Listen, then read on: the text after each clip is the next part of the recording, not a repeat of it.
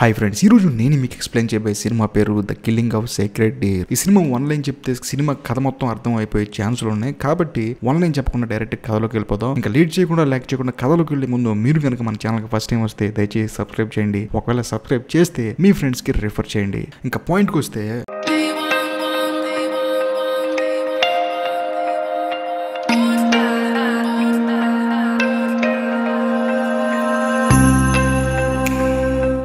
Open చేస్తే ఈ cinema ఏంటంటే ఒక హార్ట్ సర్జరీ జరుగుతూ ఉంటుంది. హార్ట్ సర్జరీ చాలా అడవుడిగా జరుగుతూ ఉంటుంది. బట్ అది కంప్లీట్ అయిన తర్వాత దానికి సంబంధించిన వస్తువులను డస్ట్బిన్ లో పడేస్తారు. తర్వాత కొన్ని రోజుల తర్వాత ఈ సినిమాలో ఒక డాక్టర్ క్యారెక్టర్ ఉంటుంది. తన పేరు స్టీవెన్. సో తను చాలా ఇంపార్టెంట్. ఆ డాక్టర్ ఏంటంటే హాస్పిటల్లో ఉన్న తన కొలిగ్ వాచ్ చూసి వాచ్ చాలా బాగుంది, నేను కూడా మా అబ్బాయికి వాచ్ గిఫ్ట్ ఇద్దాం అని చెప్పేసి అనుకుంటున్నాను చెప్తే ఆ వాచ్ ఎక్కడ దొరుకుతుందని చెప్పేసి తన కొలిగ్ డాక్టర్ చెప్తాడు. కట్ చేస్తే డాక్టర్ ఒక అతన్ని మీట్ అవడానికి ఒక రెస్టారెంట్కి వెళ్తారు. రెస్టారెంట్కి వెళ్ళిన తర్వాత అతను ఎవరో కాదు, మన కథలో హీరో మార్టిన్. సో మార్టిన్ కి డాక్టర్ వచ్చేసి ఒక 6 months నుంచి పరిచయం ఉంటుంది. మార్టిన్ ఏంటంటే డాక్టర్ కి చాలా క్లోజ్. వాళ్ళిద్దరు కలుసుకుంటూ రెగ్యులర్ కలుసుకుని మాట్లాడుకుంటూ ఉంటారు. అప్పుడు డాక్టర్ ఏం చేస్తాడంటే మన కథలో హీరో మార్టిన్ కి ఒక వాచ్ గిఫ్ట్ గా ఇస్తాడు. సో అది చూసి చాలా హ్యాపీగా ఫీల్ అవుతాడు. ఆ తర్వాత మన డాక్టర్ ఫ్యామిలీని చూపిస్తారు. డాక్టర్ కి ఏంటంటే ఒక భార్య, 2 పిల్లలు ఉంటారు. అందులో ఒక కూతురు, ఒక కొడుకు ఉంటారు. సో హ్యాపీ ఫ్యామిలీ అనమాట. తర్వాత మార్టిన్ ఏంటంటే డైరెక్ట్ గా డాక్టర్ కలవడానికి హాస్పిటల్ కి వస్తాడు. వచ్చిన తర్వాత డాక్టర్ ఏమంటాడంటే నువ్వు ఎప్పుడు పడితే అప్పుడు రావద్దు, ఇక్కడ నాకంటూ కొన్ని పనులు ఉంటాయి కాబట్టి నన్ను డిస్టర్బ్ చేయొద్దు. నన్ను డిస్టర్బ్ చేయడం వల్ల పేషెంట్లు డిస్టర్బ్ అవుతారని చెప్పడంలోనే సారీ అని చెప్పేసి ఏదో సరదా కలుద్దాం అని చెప్పేసి వెళ్ళిపోతాడు. అప్పుడు డాక్టర్ పిలిచి ఏం ఫీల్ అవ్వద్దు, నాకు కాల్ చేసి నువ్వు ఎప్పుడైనా హాస్పిటల్ రా అని చెప్తాడు. అప్పుడు తన పక్కన కొలిగ్ వచ్చి ఎవరికి కోరాడంటే ఈ అబ్బాయి ఎవరో కాదు, నా కూతురు స్కూల్ ఫ్రెండ్. సో తను కూడా డాక్టర్ అవ్వాలనుకుంటున్నాడు, అందుకని నేను కొన్ని టిప్స్ తనకు చెప్తున్నానని చెప్పేసి తన కొలిగ్ తో చెప్తాడు. ఆ తర్వాత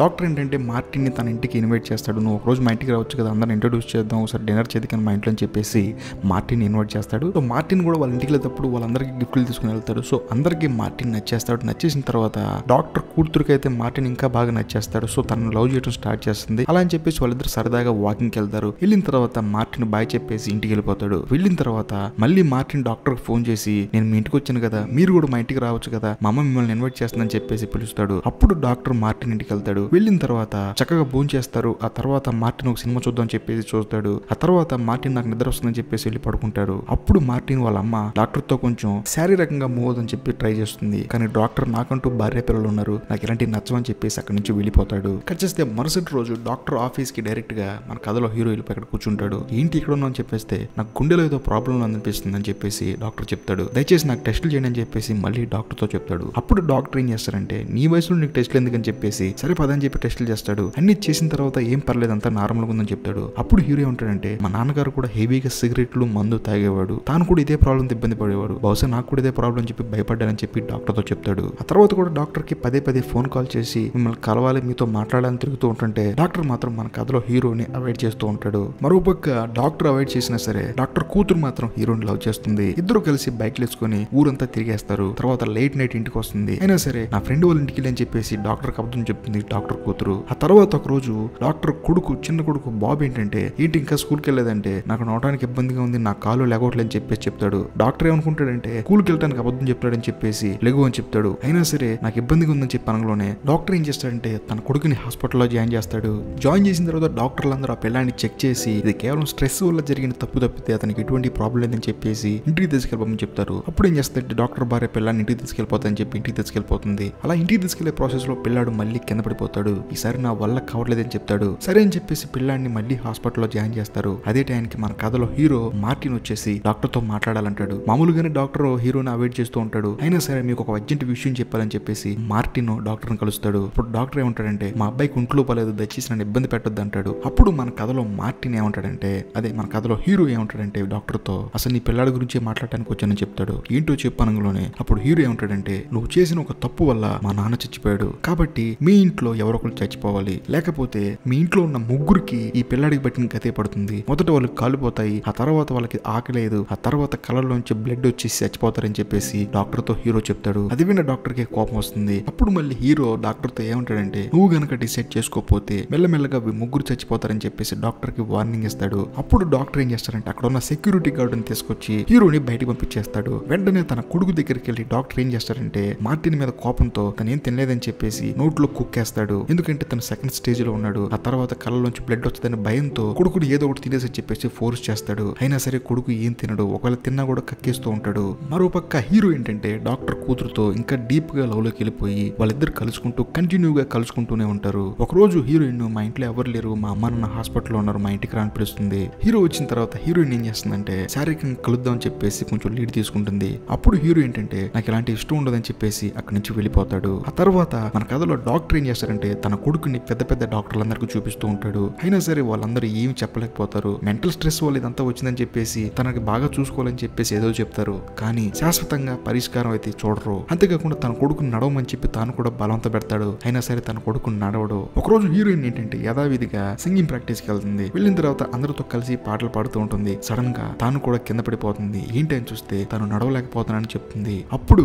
హీరోయిన్ కూడా హాస్పిటల్లో జాయిన్ చేస్తాడు. హీరోయిన్ వాళ్ళ అమ్మ ఏడుస్తుంది, ఎందుకంటే కొడుకు కూతురు ఇద్దరు పక్క బెడ్లు ఉన్నారు, వాళ్ళ కాలు పోయినని చెప్పేసి బాధపడుతుంది. అప్పుడు డాక్టర్ చేంజ్ చేస్తాడంటే ఏదో ఒకటి తినమ్మని చెప్పి నోట్లో పెడతాడు. అయినా సరే నాకు ఆకలిగా లేదంటుంది. సరే అని చెప్పి బలవంతంగా పెడతారు. తిన్న తర్వాత తను కక్కేస్తుంది. అప్పటికి డాక్టర్ కి అర్థం అవుతుంది వాళ్ళిద్దరు పిల్లలు సెకండ్ స్టేజ్ లో ఉన్నారని. అలా వాళ్ళిద్దరు పిల్లల్ని చూసిన తర్వాత డాక్టర్ కి బాగా కోపం వచ్చేసి మార్టిన్ వాళ్ళ ఇంటికి వెళ్తాడు. వెళ్ళిన తర్వాత తను తలుపే తీయడు. నా ఇద్దరు పిల్లలకి ఏదైనా అయితే నిన్ను మేమని చంపేస్తానని చెప్పేసి పెద్దగా అరుస్తాడు. అయినా సరే తలుపు తీయడు. ఆ తర్వాత ఇంటికి వచ్చేస్తాడు. వచ్చిన తర్వాత హీరోయిన్ వాళ్ళ అమ్మ డాక్టర్ ఇలా అంటుంది, ఏమైంది అసలు అంటే అప్పుడు డాక్టర్ ఏంటంటే జరిగింది మొత్తం తన భార్యకి చెప్తాడు. మార్టిన్ వాళ్ళ నాన్న హార్ట్ సర్జరీ కోసం మా హాస్పిటల్కి వచ్చాడు. నేనే సర్జరీ చేశాను, కానీ తను చనిపోయాడు. తన చావుకి నేను కారణం కాదు, కానీ తనేమో నేనే చావు కారణం అనుకొని మన కుటుంబాన్ని ఇలా ఏదిస్తున్నాడంటే అప్పుడు హీరోయిన్ వాళ్ళ అమ్మ ఏమంటుందంటే ఇంతకు ఏం జరిగిందంటే అప్పుడు డాక్టర్ ఏం చెప్తాడంటే ఆపరేషన్ చేసే ముందు ఎనస్థీషియా ఇస్తారు. ఎనస్థీషియా చెవులు సపరేట్ గా ఉంటారు. వాళ్ళు 2 డోసులు ఎక్స్ట్రా ఇవ్వడం వల్ల తన తండ్రి చచ్చిపోయాడని చెప్పేసి దానికి నేను కారుడు అనుకుని నన్ను ఇబ్బంది పెడతాడని చెప్పేసి డాక్టర్ తన భార్యతో చెప్తాడు. అప్పుడు తన భార్య కొంచెం డౌట్ గా చూస్తుంది. ఆ తర్వాత హాస్పిటల్లో ఉన్న హీరోయిన్ వాళ్ళ అమ్మతో ఇలా అంటుంది, అమ్మ నాకు ఇంత జరిగినా కూడా మార్టిన్ నేను చూడటానికి రాలేదని చెప్పేసి హీరోయిన్ వాళ్ళ అమ్మతో ఉంటుంది. అప్పుడు వాళ్ళ అమ్మ అనుకుంటుంటే ఇదంతా జరగడానికి కారణమే వాడు